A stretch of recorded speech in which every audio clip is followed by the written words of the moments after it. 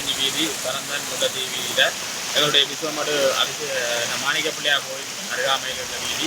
இந்த வீதியில் காலை 4 மணி அளவிலே இந்த ரோட்டை இருக்கிறது தண்ணி பாய வலிக்கிறது. குறிப்பாக தண்ணி கூடிக்கொண்டிருக்கிறது.